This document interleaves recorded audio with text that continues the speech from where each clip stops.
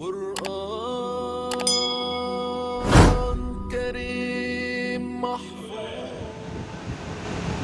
اس لیے سرکار دو عالم صلی اللہ علیہ وسلم ہر وقت اپنے صحابہ کو آخرت کی طرف متوجہ کرتے، قبر کے معاملات بیان فرماتے، موت کے معاملات بیان فرماتے، محشر کو بیان فرماتے، تاکہ انسان اپنی زندگی کو قیمتی بنائے، اسے ضائع نہ کرے، اسے فضول نہ سمجھے، کافروں کی طرح نہ رہے کہ آئے کھائے پیا عیش کی اور چلا گیا۔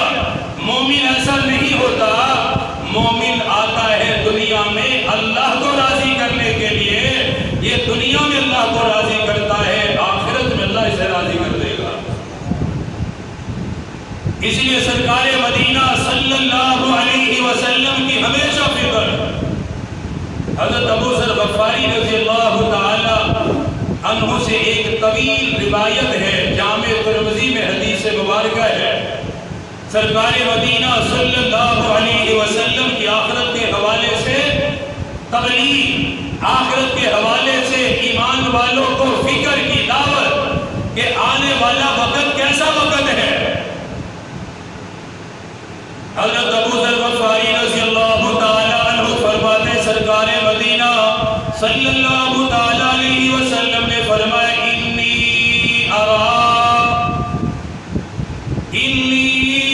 ارا ما لا ترون و انی اسمع ما لا تسمعون۔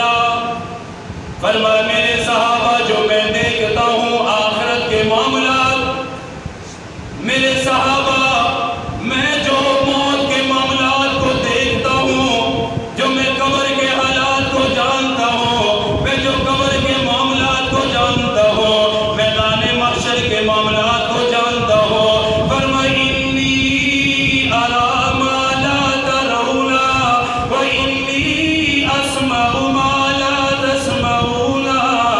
اگر تم وہ سن لو جو میں سنتا ہوں، اگر تم وہ دیکھ لو جو میں دیکھتا ہوں۔ ایک حدیث میں آپ نے فرمایا، والذی نفسی بیدہ لو تعلمون ما اعلم لضحکتم قلیلا ولبکیتم کثیرا۔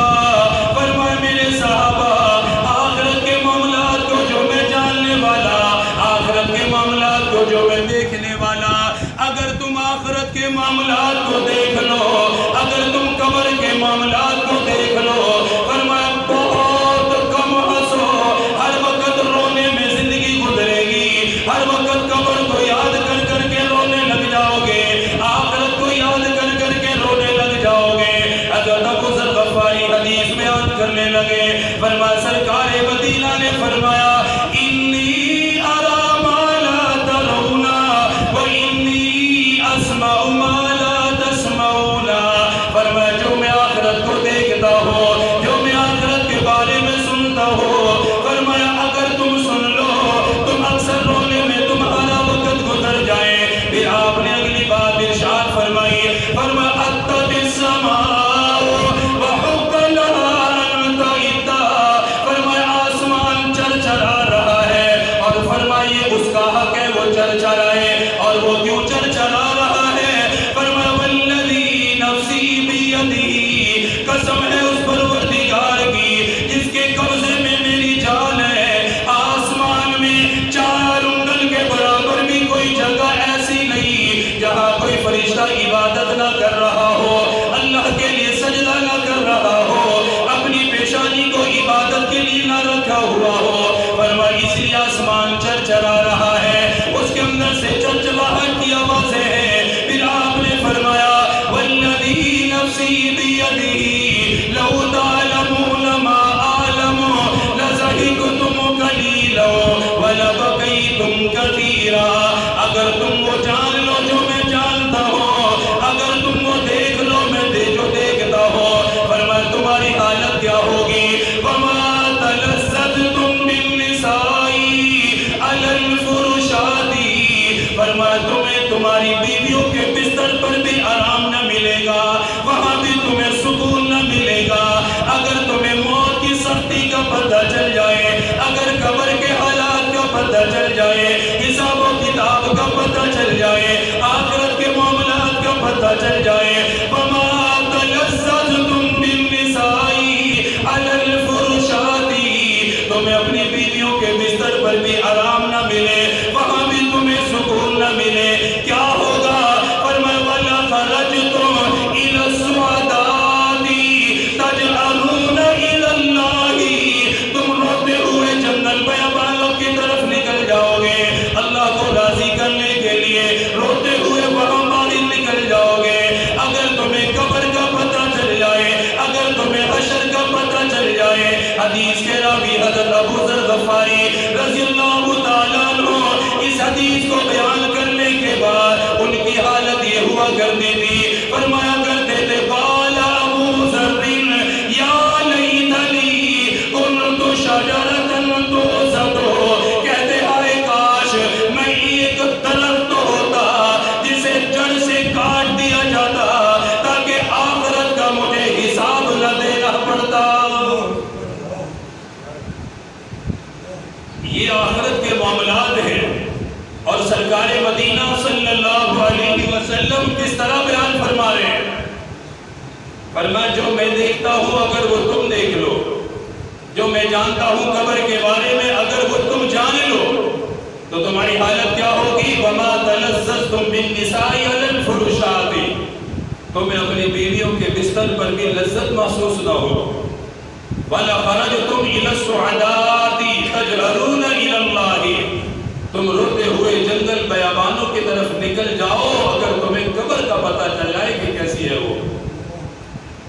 یہ تو ہم لوگ ہیں کہ جو سرکار مدینہ صلی اللہ علیہ وسلم کے فرامین سنتے ہیں، ہمیں کوئی اثر نہیں ہوتا کیونکہ ہمارے دل سیاہ ہو چکے ہیں، گناہ کر کر کے دل اتنے زنگ آلودہ، اتنے سیاہ کہ ہم اگر موت کے بارے میں بھی سنیں تو ہمیں کوئی ڈر نہیں لگتا، ہمیں کوئی فکر نہیں ہوتی، کیونکہ ہمارے دل گناہ کر کے اس قدر سیاہ ہیں کہ ہم آخرت سے بالکل غافل ہیں۔ جبکہ صحابہ کی حالت کیا تھی؟ حدیث کے راوی حضرت ابو ذر غفاری رضی اللہ تعالیٰ عنہ کی اپنی حالت حدیث کے آخر میں بیان ہوئی ہے۔ فرماتے وہ اس حدیث کو بیان کرتے ہوئے آخر میں فرماتے تھے یا لیتنی کنت شجرۃ، ہائے کاش میں ایک درخت ہوتا، میں ایک درخت ہوتا تو زرد جسے کاٹ دیا جاتا، میں ایک درخت ہوتا جسے کاٹ دیا جاتا۔ اور یہ کہنے والا کوئی معمولی انسان نہیں، سرکار مدینہ کا صحابی ہے، امام الانبیاء تاجدار مدینہ صلی اللہ علیہ وسلم کا صحابی، جس نے سرکار مدینہ کے پیچھے نمازیں ادا کی، جس نے تاجدار مدینہ سے قرآن سنا، اللہ کے پاک پیغمبر کی صحبت میں بیٹھنے والا، تاجدار مدینہ سے دعائیں لینے والا، ایمان کی حالت میں زیارت کرنے والا، لیکن فکر کس قدر ہے، آخرت کی فکر کس قدر ہے، قبر کو کس قدر یاد کرنے والے، فرماتے یا لیتنی کنت شجرۃ توسط، کہتے ہیں لوگوں ہائے کاش میں درخت ہوتا جسے جڑ ہی سے کاٹ دیا جاتا، کیونکہ انہیں آخرت کی فکر ہے، اپنی قبر کی انہیں فکر ہے۔ سرکار مدینہ صلی اللہ علیہ وسلم مسجد نبوی تشریف لائے، حدیث کے راوی حضرت ابو سعید خدری رضی اللہ تعالی عنہ ہے کہ آپ صلی اللہ علیہ وسلم صحابہ کی دیکھے کس قدر تربیت اور آخرت کی طرف ہمیشہ متوجہ کرتے تھے۔ فرماتے آپ تشریف لائے تو صحابہ ہنس رہے تھے، حالانکہ ہنسنا کوئی عیب نہیں ہے، انسان کی زندگی کے ساتھ ساتھ ہے، ہنس سکتا ہے، ہنسی مذاق بھی ہے، انسان جائز ہے، مباح کام ہے، کوئی ناجائز حرام نہیں ہے۔ سرکار مدینہ صلی اللہ علیہ وسلم نے جب صحابہ کی اس حالت کو دیکھا، آپ نے تنبیہ فرمائی، اور کیوں فرمائی؟ جبکہ ہنسنے کی تو اجازت ہے، کیونکہ صحابہ کے ذریعے سے اللہ نے دین پوری دنیا میں پھیلانا تھا، ان کے ذریعے سے دین پوری دنیا میں جانا تھا۔ سرکار مدینہ تربیت اس طرح کر رہے تھے کہ سرکار مدینہ کے رنگ میں رنگ جائیں، دنیا سے دل نہ لگائیں، ان کی فکر آخرت کی طرف رہے، کیونکہ دین آگے انہوں نے لے کے چلنا ہے۔ اس لیے ان کے ہنسنے پر بھی تنبیہ فرما دی۔ تشریف لائے، دیکھا ہنس رہے ہیں، آپ صلی اللہ علیہ وسلم کو دیکھ کر خاموش ہو گئے، اور ہماری حالت کیا ہے؟ سارا دن ہنسنا، سارا دن غفلت کے ساتھ وقت گزارنا۔ آپ جب تشریف لائے تو آپ نے فرمایا میرے صحابہ، خواہشات کو توڑنے والی چیز موت کو یاد کیا کرو۔ جب تم موت کو یاد کرو گے تو تمہیں یہ ہنسی نہیں آئے گی جو تمہیں آ رہی ہے۔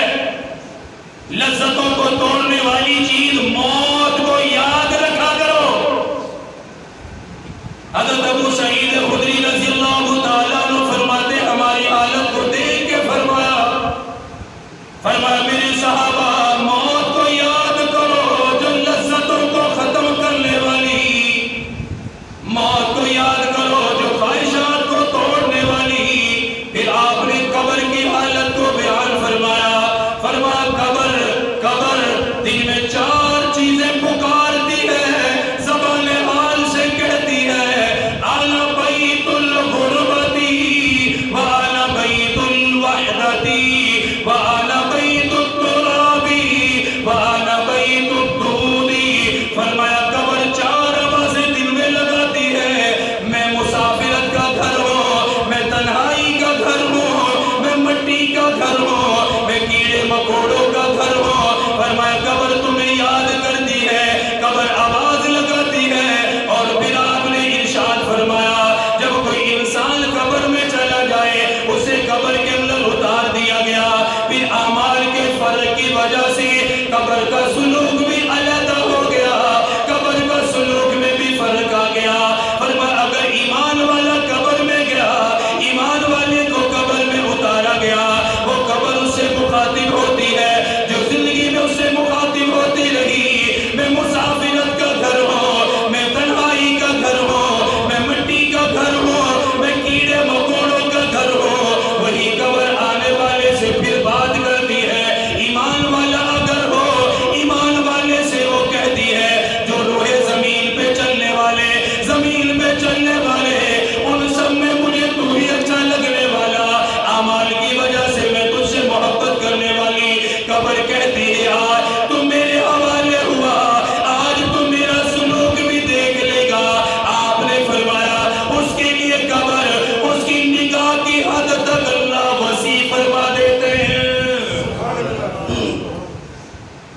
قبر اس سے خود مخاطب ہوتی ہے کہ جو زمین پر دیکھیں، قبر مختلف معاملات ہیں اس کے، انسان کے جیسے اعمال مختلف ہیں، قبر کا سلوک بھی مختلف ہے، ہر ایک کے ساتھ ایک جیسا نہیں کرتی وہ۔ ایمان والے کے ساتھ اس کا سلوک الگ ہے، کافر کے ساتھ سلوک الگ ہے۔ ایمان والا جاتا ہے، اعمال صالحہ والا جاتا ہے، فرمایا قبر اس سے خود مخاطب ہوتی ہے، جیسے وہ زندگی میں مخاطب ہمیں سنائی نہیں دیتی آواز۔ اسی لیے تو سرکار مدینہ نے فرمایا جو میں سنتا ہوں وہ تم نہیں سنتے۔ جو میں نے حدیث ابھی پہلے بیان کی وہ اس کا مطلب ہی ہے، جو میں سنتا ہوں وہ تم نہیں سنتے۔ اور وہ کیا سنتے تھے وہ بھی بتایا کہ قبر یہ کہتی ہے 4 باتیں، انا بیت الغربتی، انا بیت الوحدتی، انا بیت الترابی۔ وہ بار بار کہتی ہے، جب بندہ قبر میں گیا اب قبر کہتی ہے، اس کا سلوک مختلف ہے۔ ایمان والا ہو تو فرمایا قبر اس کو کہتی ہے جو زمین پر چلتے تھے تو مجھے سب سے اچھا لگتا تھا، آج تو میرے حوالے ہوا ہے تو تو میرا سلوک دیکھے گا۔ اس کا سلوک کیا ہے؟ سرکار مدینہ صلی اللہ علیہ وسلم نے فرمایا نگاہ کی حد تک قبر اس کے لیے کھول دی جاتی ہے، قبر اس کے لیے کھل جاتی ہے۔ صرف قبر کھلی نہیں، اگلی بات سنیں، فرمایا اس کے لیے جنت کا دروازہ قبر میں کھول دیا جاتا ہے۔ اس قبر سے ہوائیں آتی ہے، قبر کی خوشبوئیں پاتا ہے وہ، قبر اس کے لیے ایسی راحت کی جگہ بنتی ہے۔ اگلی بات دیکھیں کیا فرمائی، فرمایا اگر کوئی فاسق ہے، کافر ہے، بے نمازی ہے، اعمال کا خراب انسان ہے، قبر اس سے بھی بات کرتی ہے، کہتی ہے جو زمین پر چلتے تھے ان میں سب سے برا مجھے تو لگتا تھا، تو اچھا نہیں لگتا تھا، لیکن آج تو میرے پاس آ گیا ہے تو میرا سلوک بھی دیکھے گا، آج تو میرا برتاؤ بھی دیکھے گا۔ حضرت ابو سعید خدری رضی اللہ تعالیٰ عنہ نے حدیث بیان فرمائی، فرماتے سرکار مدینہ صلی اللہ علیہ وسلم نے فرمایا قبر خود مخاطب ہوئی، جو بھی زمین پہ چلنے والے ان میں سب سے برا مجھے تو لگتا تھا، آج تو میرے حوالے ہو گیا، میرا سلوک بھی دیکھے گا۔ تاجدار مدینہ نے خود فرمایا قبر اس قدر تنگ ہو جاتی ہے، اس قدر تنگ ہوئی، اس کی پسلیوں کو ایک دوسرے کے اندر داخل کر دیا جاتا ہے۔ حضرت ابو سعید خدری نے ہاتھ کے اشارے سے یوں سمجھایا، فرمایا محبوب کائنات نے ایک ہاتھ کی انگلیوں کو دوسرے ہاتھ کی انگلیوں میں ڈال کر ہمیں یہ منظر دکھایا، فرمایا کافر کے لیے قبر اس قدر تنگ ہوئی، اس نے اس قدر اسے دبایا، دائیں طرف کی پسلیاں بائیں طرف میں چلی گئی، بائیں طرف کی دائیں طرف میں آ گئی۔ پھر اگلی بات سنیے حدیث میں آپ نے فرمایا اس منافق پر، اس کافر پر، اس نافرمان پر اللہ 70 اژدہے مسلط کر دیتا ہے، اور فرمایا اگر ایک سانپ ان میں سے ایک اژدہا اگر زمین پر پھونک مار دے قیامت تک کبھی سبزہ نہ اگ پائے گا۔ 70 اژدہے اس پہ مسلط چھوڑ دیے، نافرمان ہے، کافر ہے، اگر ایک اژدہا پھونک مار دے، اپنے زہر کو پھینک دے، تو فرمایا قیامت تک زمین پر سبزہ نہ ہو سکے گا۔ تو اس پر تو کتنے مسلط ہوئے؟ 70، اور وہ قیامت تک اسے مارتے رہیں گے، قیامت تک اسے ڈستے رہیں گے۔ یہ ساری حدیث بیان کر کے اب حدیث کا آخری جملہ سنیں جو حضرت ابو سعید خدری رضی اللہ تعالیٰ عنہ نے حضور کی طرف سے بیان کیا کہ کافر کے ساتھ معاملہ، مومن کے ساتھ قبر کا معاملہ۔ اس کے بعد اگلی بات فرمائے قال رسول اللہ صلی اللہ علیہ وسلم انما القبر روضۃ من ریاض الجنۃ او حفرۃ من حفرۃ النار۔ ابو سعید خدری فرمانے لگے، فرمایا ایمان والو، میں نے تاجدار مدینہ سے سنا، امام الانبیاء سے سنا، آپ نے فرمایا لوگوں قبر یا تو جنت کے باغوں میں سے ایک باغ ہے یا جہنم کے گھروں میں سے ایک گھڑا ہے۔ یا تو وہ جنت کے باغوں میں سے ایک کیا ہے بھائی؟ جنت کے باغوں میں سے ایک انما القبر روضۃ من ریاض الجنہ، یا تو وہ جنت کے باغوں میں سے ایک باغ ہے، اعمال کے ذریعے سے بنتے ہیں باغ ہے۔ یہ سبحان اللہ الحمدللہ جو کہتے ہیں جنت کے باغ ہیں، یہ جنت کے پودے ہیں۔ تو حدیث میں قبر کو اسی طرح بیان کیا ہے، اعمال کے ذریعے سے چونکہ جنت بنتی ہے، اعمال کے ذریعے سے وہاں ایک سبحان اللہ مشہور حدیث ہم بار بار سناتے ہیں کہ جنت میں کوئی پودا لگ جاتا ہے ایک مرتبہ سبحان اللہ کہتے ہیں۔ اور جب معراج پر تشریف لے گئے تھے سرکار مدینہ صلی اللہ علیہ وسلم، تب خلیل اللہ علیہ السلام حضرت ابراہیم نے 2 باتیں فرمائی تھی خاص۔ ایک کیا فرمائی تھی کہ محبوب اپنی امت کو میرا سلام کہہ دے گا۔ یہ حضرت ابراہیم خلیل اللہ جنہوں نے ہمیں سلام بھیجا امت کے لیے، یہ اس امت کا خصوصی اعزاز ہے۔ میں یہ بات نہیں، میں صرف اس میں سے 2 باتیں۔ دوسری بات کیا فرمائی کہ اپنی امت کو بتائیں کہ جنت کی زمین زرخیز ہے، پانی میٹھا ہے، جو چاہیں یہاں کاشت کر سکتے ہیں۔ کیا ہے یہاں کا پھر؟ یہاں کی کاشت کیا؟ فرمایا سبحان اللہ، الحمدللہ، اللہ اکبر، لا الہ الا اللہ، لا حول ولا قوت الا باللہ۔ یہ کلمات ہیں جو پڑھتے رہتے ہیں، جنت میں باغ لگتا ہی رہتا ہے۔ اس لیے یہ حدیث فرمائی انما القبر روضۃ من ریاض الجنہ، قبر جنت کے باغوں میں سے ایک باغ ہے، لیکن کوئی اسے بنائے تب، بنانا پڑتا ہے، اگر نہیں بناتا تو پھر وہ مٹی کا ایک ڈھیر ہے۔ او حفرۃ من حفرۃ النار، اگر قبر کو جنت کا باغ نہیں بناتا تو فرمایا پھر یہ جہنم کے گھڑوں میں سے ہی گھڑا ہے، یہ قبر ہی اس کے لیے جہنم ہے، قبر ہی اس کے لیے عذاب ہے۔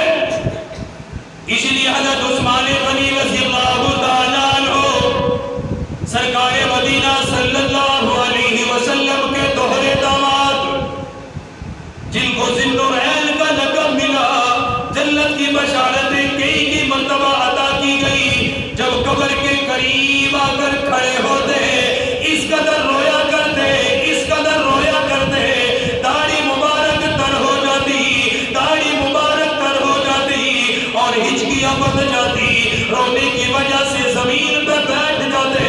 لوگ پوچھتے امیر المومنین، امیر المومنین قبر پہ اس قدر روئے، پہلے اتنا روتا ہوا نہیں دیکھا، اس قدر حالت نہیں دیکھی۔ آپ فرمایا کرتے تھے لوگوں، آخرت کی منزلوں میں پہلی منزل یہ قبر ہے، اگر قبر میں کامیاب رہا آخرت میں بھی کامیاب رہے گا، اگر قبر میں ناکام رہا آخرت کی باقی منزلوں میں بھی ناکام ہو گیا۔ کیوں؟ انما القبر روضۃ من ریاض الجنہ، قبر پہ اس قدر روتے تھے کہ یہی آخرت کی پہلی منزل ہے۔ اور قبر میں ہر انسان سے 3 سوال ہیں۔ کتنے سوال ہیں؟ بولو بھائی، میں نے یہ یاد کروانا ہے، میں نے جو ساری تمہید باتیں ہیں نا وہ اس آخری بات پر۔ قبر میں کتنے سوال ہیں؟ انسان کی زندگی 8 سوالات پر کھڑی ہے۔ کتنے سوالات پر؟ 8 سوال ہم نے ان کے جواب دینے دینے۔ اچھا، وہ 8 سوال بھی ایسے، بات سمجھیے، وہ 8 سوال بھی ایسے ہیں جن کا جواب بھی بتایا گیا ہے۔ عام طور پہ امتحان ہوتا ہے، اس کا جواب نہیں بتایا جاتا، اس کتاب میں سے آئے گا بس آپ نے لکھنا ہے، فیل ہو گیا پاس ہو گیا۔ اس لیے جب بتایا نہیں جاتا تو موقع بھی دیے جاتے ہیں، سر یہ آگے یہ کتاب رہے گی، دوبارہ سے دو، اگلے سال دو، آئندہ سال دو، کیونکہ جواب بتایا نہیں جاتا، کہا جاتا یہ نصاب سوال ہے، جواب دو گے، فیل ہو گئے تو فیل ہے، اگلے سال تیاری۔ آخرت سے واپسی اسی لیے نہیں ہے، کہے گا بندہ ضرور کہ یا اللہ دوبارہ بھیج، میں دوبارہ تیاری کروں گا، واپسی نہیں ہے۔ کیوں؟ 8 سوال ہر انسان سے ہیں اور ان کے 8 کے جواب بھی دیے ہیں کہ یہ 8 سوال ہیں، ان 8 کے یہ جواب ہے۔ اگر کوئی استاد 8 سوال دے اور جواب بھی بتائے تو کیا خیال ہے وہ دوبارہ موقع دے گا؟ موقع نہیں دے گا، وہ کہے گا میں نے تو جواب بتائے تھے۔ اس کا مطلب ہے تو پڑھنا ہی نہیں چاہتا، تو فارغ ہے۔ اللہ پاک نے 8 سوال ہر انسان سے رکھے، 8 کے جواب بھی بتائے کہ یہ جواب ہے۔ ابھی بھی اگر سوال بھی جان کر جواب بھی سن کر کوئی تیاری نہ کرے، قبر میں 3 ہیں، میدان محشر میں 5 ہیں۔ 3 قبر کے سوال ہیں، اگر وہ جواب دے دیے تو قبر جنت بن گئی، قبر کے عذاب سے بچ گیا ہے، اس کو سلا دیا جائے گا، مومن ہے تو سو جا۔ اگر وہ جواب نہ دے سکا تو قبر ہی سے اس کا عذاب شروع ہو جاتا ہے۔ 5 سوال آخرت کے ہیں، وہ تفصیلی ہیں، وہ مسلمان سے بھی ہوں گے، مومن سے بھی ہوں گے، وہ تفصیلات ہیں۔ اس لیے قبر میں 3 سوال، محشر میں 5 سوال۔ قبر کے 3 سوال کون سے؟ سارے جانتے ہیں۔ کیا سوال ہوگا؟ من ربک، تیرا رب کون ہے؟ یاد کر لو، کیا سوال ہوگا؟ من ربک، تیرا رب، بولو بھی کیا سوال ہے پہلا؟ تیرا رب، ہمیں پتہ ہے نا ہمارا رب کون ہے کہ نہیں پتہ؟ اب پتہ ہونے کے باوجود بھی وہاں کوئی بھول جائے تو واپسی ممکن ہے؟ پھر تو واپسی ہے ہی نہیں، کیونکہ جانتا ہے جواب کیا ہے۔ اگلا سوال کیا ہے؟ ماں دینوں کا، دین کیا ہے؟ ہم سب کو پتہ ہم کون ہیں، بولو بھائی ہم کون ہیں؟ ہمارا دین کیا ہے؟ اسلام، اسلام ہمارا دین ہے۔ ان الدین عند اللہ الاسلام، اسلام ہمارا دین ہے۔ تیسرا سوال کیا ہے؟ اور ربوں کا، ماں دینوں کا، من نبیوں کا، بتاؤ تمہارا نبی کون ہے؟ کون ہے ہمارا نبی؟ سرکار مدینہ، محبوب کائنات، جناب محمد الرسول اللہ صلی اللہ علیہ ہمارے نبی اور رسول ہیں۔ ان تینوں کا جواب پتہ ہے نا؟ ابھی بھی اگر کوئی ان تین کا جواب قبر میں نہ دے تو قبر پھر جہنمی بنے گی، اور ان کا جواب وہ دے پائے گا جو ان کے جواب کی تیاری کرتا رہا۔ تیاری کیا ہے؟ اللہ میرا رب ہے، یہ زبان سے اقرار ہے، صرف اقرار ہے، اعمال کے ذریعے سے ثابت کرنا ہے کہ میں اللہ کو رب مانتا ہوں۔ کہنے سے کوئی مسلمان نہیں ہوتا، اعمال سے کرتا ہے، بندہ عمل کر کے دکھاتا ہے کہ واقعی میں اپنے اللہ کو اپنا رب مانتا ہوں، میرا رب اللہ میرا رب ہے۔ جب میں نے رب مانا ہے تو اس کے احکامات کو بھی ظاہر سی بات ہے مانوں گا، یہ اس کی تیاری سوال کی، مان کر اس کے احکامات کو پورا کرنا، ایک سوال تیار ہو گیا۔ اسلام میرا دین ہے، اس کی تیاری کیا ہے؟ جو اسلام نے کہا وہ میں نے کرنا ہے، میری خوشی ہے اسلام کیا چاہتا ہے میں وہ کروں گا، میری غمی ہے اسلام کیا چاہتا ہے میں وہ کروں گا، یہ اسلام کی تیاری ہے۔ سرکار مدینہ میرے نبی ہیں، اس کی تیاری کیا ہے؟ محبوب کائنات نے جو دیا ہم نے لے لیا، جو حکم دیا قبول کر لیا، جس سے منع کر دیا ہم پیچھے ہٹ گئے۔ جس نے یہ تین کام کر لیے، تینوں سوالوں کے جواب بھی تیار ہو گئے، اور کی قبر جنت کے باغوں میں سے باغ میں بن گئی۔ اس کے لیے ایک دعا بھی بتا دیتا ہوں، آسان ترین دعا جس میں یہ تینوں چیزیں ذکر ہے۔ اس دعا کا اتنا فائدہ، وقت ختم ہو گیا ورنہ میں اس پہ بات کرتا۔ ابو داؤد نے تو اس میں بڑی تفصیل ہے حدیث میں، فرمایا جس نے 3 مرتبہ اس دعا کو پڑھا اس کے گناہ معاف ہو جاتے ہیں، جس نے اس دعا کو پڑھا ایمان کا ذائقہ پائے گا، جس نے اس دعا کو پڑھا قبر کے ان سوالات میں ثابت قدم رہے گا، اور فرمایا جس نے اس دعا کو آذان کا جواب دینے کے بعد پڑھا اللہ اس کے سارے گناہوں کو معاف کر دیتا ہے۔ ایک ہی دعا کے میں نے تھوڑے سے فائدے بتائے جو صحیح حدیث سے ثابت ہے۔ وہ دعا کیا ہے؟ رضیت باللہ ربا وبالاسلام دینا وبمحمد نبیا صلی اللہ علیہ وسلم۔ یہی قبر کے 3 سوال ہیں، اور اسی ایک دعا میں تینوں کا جواب ہے۔ رضیت باللہ ربا، میں اللہ کو اپنا رب مان کے راضی ہوں، یہ دعا ہے۔ رضیت باللہ ربا، میں اللہ کو اپنا رب مان کر بولو کیا ہوں؟ راضی ہوں۔ وبالاسلام دینا، اسلام کو اپنا کر میں راضی ہوں۔ وبمحمد نبیا، اور محمد صلی اللہ علیہ وسلم کو اپنا نبی مان کر میں راضی ہوں۔ یہ 3 ہی سوال ہے، اور ایک ہی جواب میں تینوں کا ذکر ہے ایک ہی دعا میں۔ اس لیے آپ نے فرمایا جس نے 3 مرتبہ اس دعا کو پڑھ لیا ایمان کا ذائقہ بھی پائے گا، گناہ بھی معاف ہو جائیں گے، قبر کے سوال کے جواب میں بھی ثابت قدم رہے گا۔ ایک جواب دعا ہے، صبح 3 مرتبہ پڑھیں، شام کو 3 مرتبہ پڑھیں۔ جب ہم بار بار پڑھتے رہیں گے، بار بار پڑھتے رہیں گے، فرشتے نے سوال کیا من ربک کا، ما دینک کا، من نبیک کا، بس یہ دعا پڑھ کے سنا دیں۔ رضیت باللہ ربا وبالاسلام دینا وبمحمد رسولا صلی اللہ علیہ وسلم۔ جو زندگی میں دعا پڑھتے رہے یہی فرشتوں کو سنا دے، انشاءاللہ قبر جنت کے باغوں میں سے باغ بن جائے گی۔